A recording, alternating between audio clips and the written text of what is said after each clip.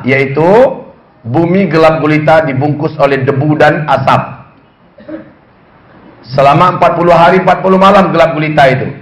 Nah, kejadian gelap gulitanya bumi 40 hari 40 malam karena debu yang teramat sangat tebal berterbangan di atmosfer bumi kita bersatu dengan asap yang juga sangat tebal, disebut dalam Al-Quran sebutannya dan juga dalam hadis dukhan.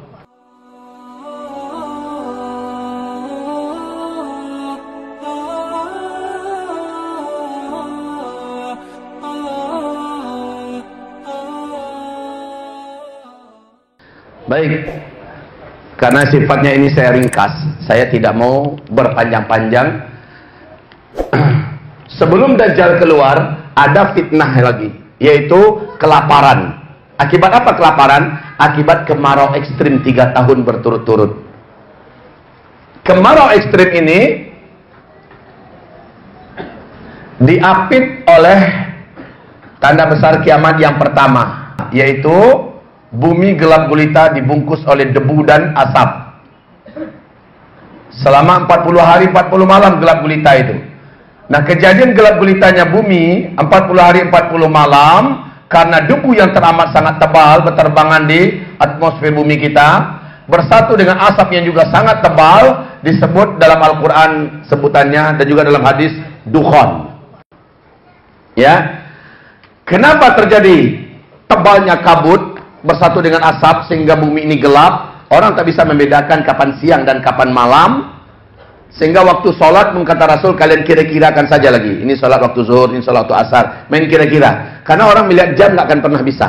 Jangankan jam untuk dilihat. Telapak tangan kamu dekatkan ke wajah seperti ini, lam yakat yaraha. Kamu tak akan mampu melihat. Padahal itu siang bolong. Jam 12 siang. Tak mampu melihat. Saking tebalnya partikel-partikel debu yang berterbangan. Bersatu dengan asap. Kemarin saja di Jambi, kebakaran hutan Jambi, jam 11 pagi udah kayak tengah malam. Ya kan?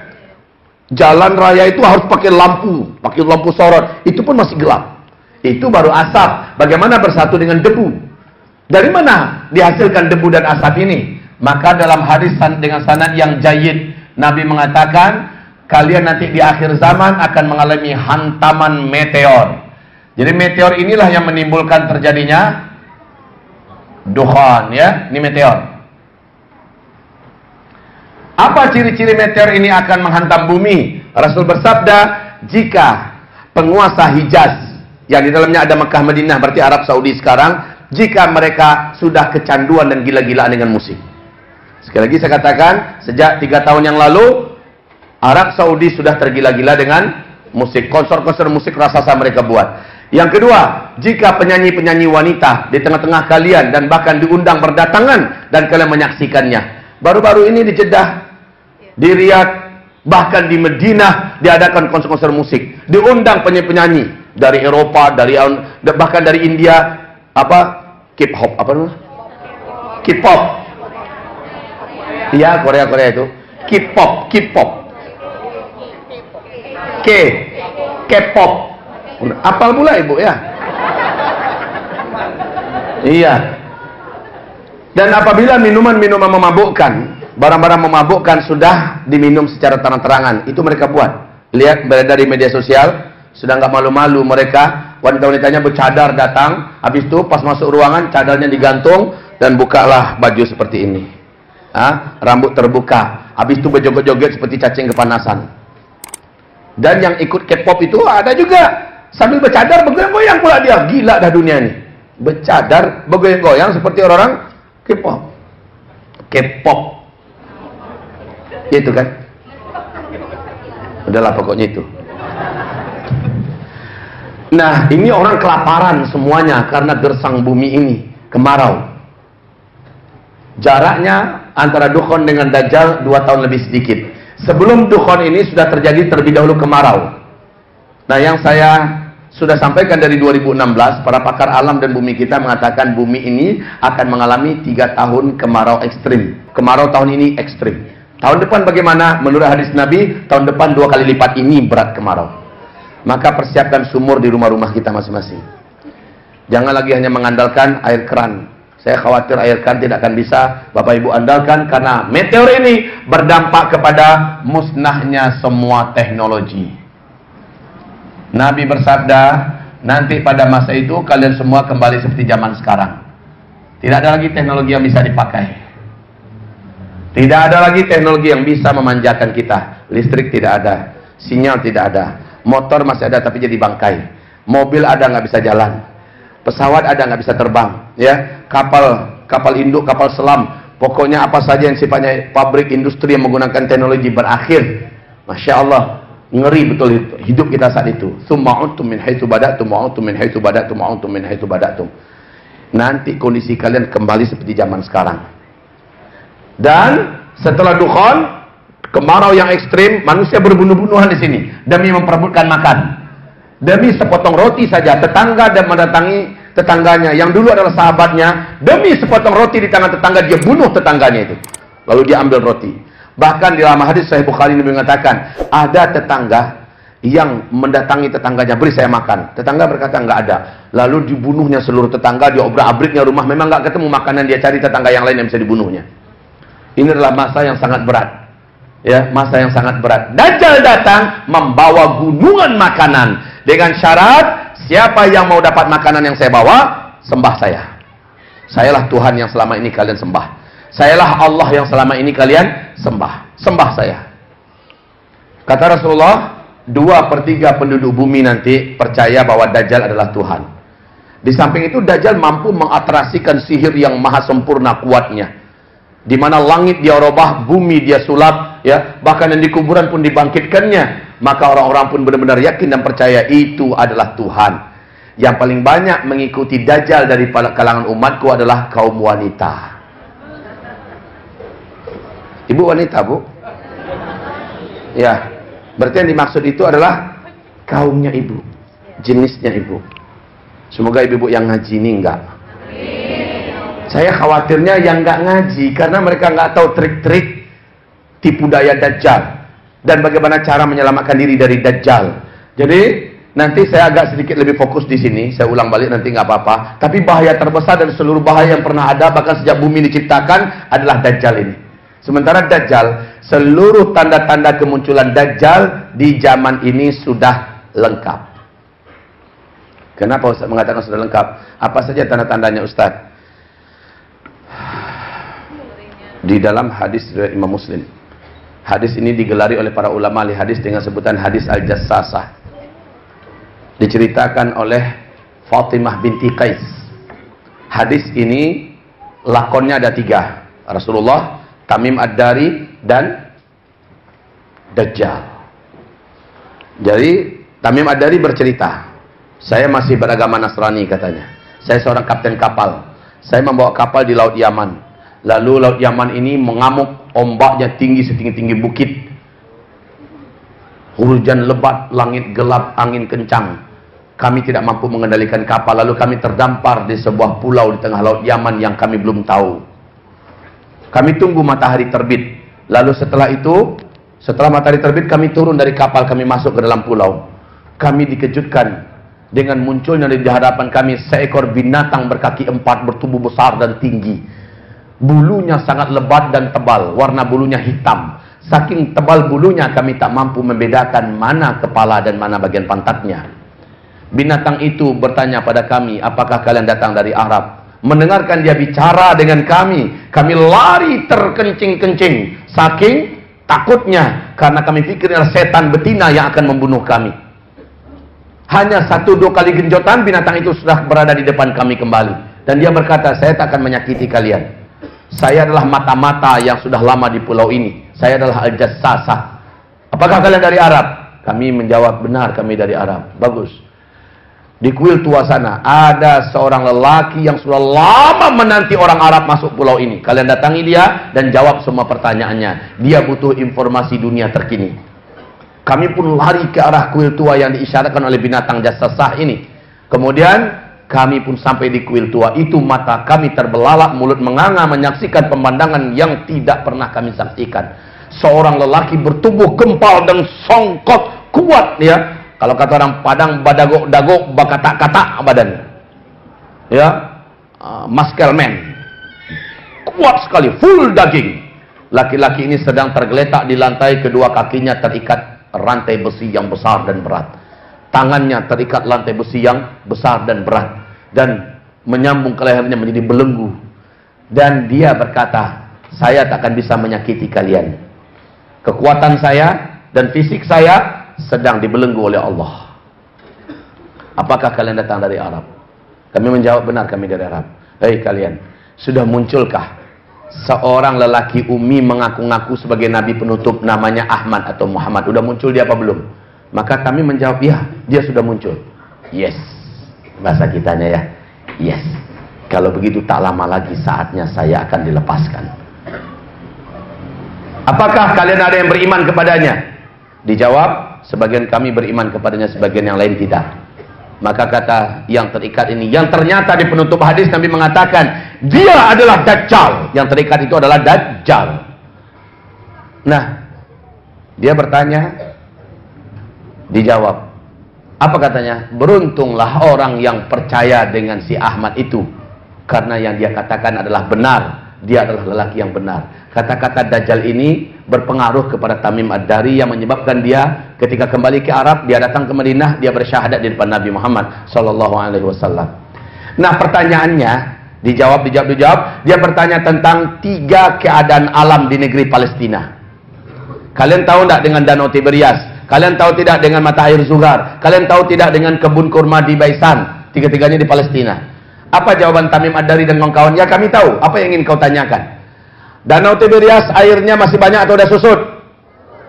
Waktu itu dijawabnya airnya masih banyak. Kalau sekarang ia memang sudah susut, ya. Airnya masih banyak. Sebentar lagi lihat saja oleh kalian, airnya susut. Kalau airnya sudah susut, itu pertanda saya sudah lepas. Yang kedua, mata air Zuhar. Airnya masih keluar enggak dari mata air itu? Waktu itu kami menjawab, sekarang airnya banyak. Penduduk bercocok tanam dan minum dari air itu. Apa kata si Dajjal? Jika airnya sudah tidak lagi keluar, sudah tidak lagi menetes, maka pertanda saya sudah bebas. Yang ketiga, ditanyakan, kalian tahu tidak dengan kebun kurma Baisan? Ya, kami tahu. Apakah masih berbuah? Sekarang buahnya lebat, banyak. Lihat nanti, kalau sudah tidak berbuah lagi, maka berarti saya sudah lepas. Dan tiga-tiganya ini saya saksikan kemarin waktu saya ke Palestina. Saya Idul Adha kemarin, alhamdulillah, sholat Idul Adhanya di Palestina, di Masjidil Aqsa. Alhamdulillah. Bawa istri dan bawa 96 orang jamaah. Bawa istri 1. Ya. Kemudian saya saksikan langsung dari dekat. Kami bawa sampan atau kapal di atas Danau Tiberias. Bagaimana susutnya danau itu. Lalu kebun mata air Zuhar, 1 tetes pun sudah tidak mengeluarkan air sudah 2 tahun ini. Ya, kebun kurma di Baisan, ya, kondisi kebun kurma itu saya merasa tidak percaya itu yang saya lihat. Mata ini tidak bisa diingkari apa yang sudah saya saksikan. Masya Allah. Makanya saya berani mengatakan Dajjal ini sekarang saya sangat yakin dia sudah lepas. Nabi berkata antara dia lepas dengan dia muncul ke permukaan ke tengah-tengah manusia ada jarak rentang waktu. Dia baru menampakkan diri dengan kemarahan yang sangat ketika kaki tangannya sudah dimusnahkan dan dikalahkan. Siapa kaki tangan Dajjal? Israel, Amerika, PBB. Siapa penyambung lisan dan siapa yang selama ini bergerak di muka bumi menjalankan misi-misi Dajjal? Illuminati, Freemasonry. Inilah hamba-hamba Dajjal ini semua. Program besar mereka The New World Order. Dan ini seluruhnya akan dikalahkan oleh sosok keturunan kandung Nabi Muhammad yang akan muncul setelah Dukhan. Siapakah namanya? Dan inilah kelak yang akan memimpin di fase kelima. Namanya adalah Imam Al-Mahdi. Pernah dengar nama ini? Ini nanti yang dia akan muncul. Ini keturunan kandung Rasulullah SAW dari Hasan bin Ali, ya. Imam Al-Mahdi ini akan muncul. Dan kata Rasulullah ketika Al-Mahdi nanti muncul, kalian semua akan berperang di belakangnya sudah menggunakan pedang, tombak, panah. Dan kendaraan kalian pada masa itu adalah kembali memakai kuda. Makanya saya yakin Al-Mahdi muncul setelah Dukhan. Karena Dukhan diakibatkan oleh meteor. Meteor inilah yang menghantam, yang menyebabkan berakhirnya semua teknologi. Oleh sebab itu saya yakin sekali Al-Mahdi munculnya setelah hantaman meteor. Kalau kita di sini bertanya, Ustaz, bagaimana cara kami tahu bahwa Al-Mahdi sudah muncul? Ya gampang banget. Meteor menghantam bumi berarti Al-Mahdi muncul setelah itu. Selesai. Ya kan? Baik, hamba-hamba Allah yang kami muliakan. Ustaz, ada nggak peluang Al-Mahdi duluan yang muncul? Bisa jadi.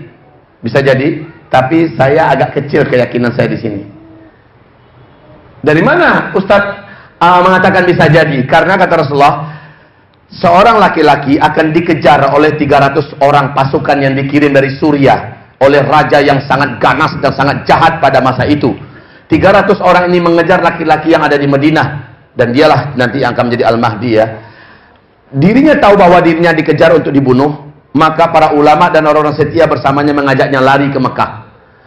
Ketika mereka lari, yang mengejar sampai di, nah dalam bahasa hadis yang mengejar itu pasukan infanteri Pak, bukan pasukan berkuda, pasukan berjalan kaki. Sampainya yang mengejar di Madinah, diobrak-abriknya kota Madinah, dipukul disiksanya rakyat dan kaum muslimin di Madinah agar mengaku di mana. Orang mengejar sampai di Al-Baida. Tahu Al-Baida? Al-Baida ini sebuah kota kecil perbatasan Mekah dengan Madinah. Sesampainya mereka di kota Al-Baida, kata Rasulullah, berguncanglah bumi Al-Baida, gempa besar, terbelah bumi itu, terbelah, semua bangunan, semua apa yang ada di kota Al-Baida itu tenggelam masuk ke dalam, penduduknya masuk ke dalam bumi. 300 orang yang mengejar itu, 299-nya tenggelam, cuma satu yang tersisa hidup. Satu ini langsung mengabarkan kepada dunia bahwa pasukan, bahwa mereka ditenggelamkan di Al-Baida. Nah, dengan itu tahulah orang sedunia bahwa Al-Mahdi sudah muncul. Nah, sementara yang di Mekah mendengarkan Al-Baida tenggelam, yakinlah ulama-ulama yang sudah ada di Mekah bahwa sosok yang paling dinanti-nanti sudah ada di Mekah. Dengan cepat diketahui tempatnya yang dia sedang tawaf. Ditangkap oleh para ulama-ulama, lalu dipaksa untuk mau dibaiat menjadi Imam Mahdi. Dan dia menolak, menunjukkan keberatannya. Sampai pada klimaksnya ulama mengatakan, demi Allah, jika engkau tidak mau menerima baiat kami, jika engkau tidak mau kami sumpah menjadi Imam Mahdi yang memimpin kami, demi Allah, dosa seluruh para penjahat dan orang-orang zalim sedunia, engkau yang tanggung.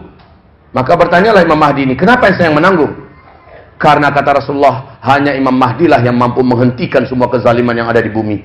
Hanya Imam Mahdi lah yang mampu menghentikan semua kekacauan yang ada di muka bumi. Jika engkau tidak mau, maka engkau tanggung dosa mereka semua. Laki-laki itu berkata, jika demikian berilah saya waktu. Satu malam ini saya akan berdoa dan bermunajat kepada Allah Rabbku.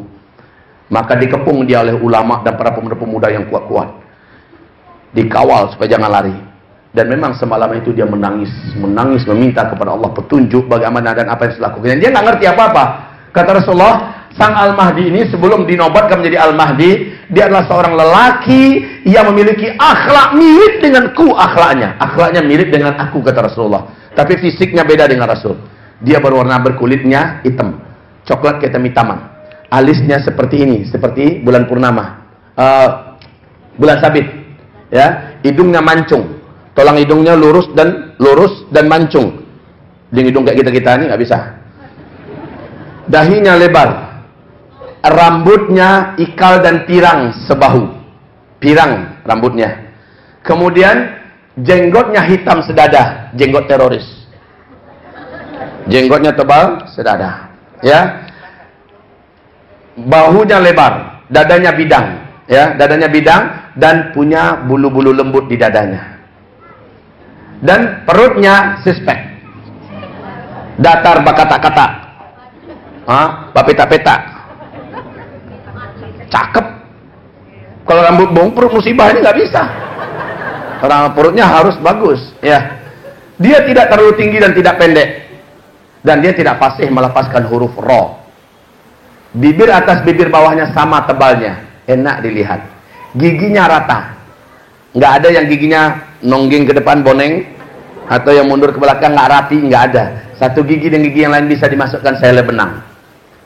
Ciri-ciri fisik itu beda dengan ciri fisik Nabi. Dia hanya mirip dengan aku akhlaknya, tapi tidak mirip dengan aku face-nya, tubuhnya.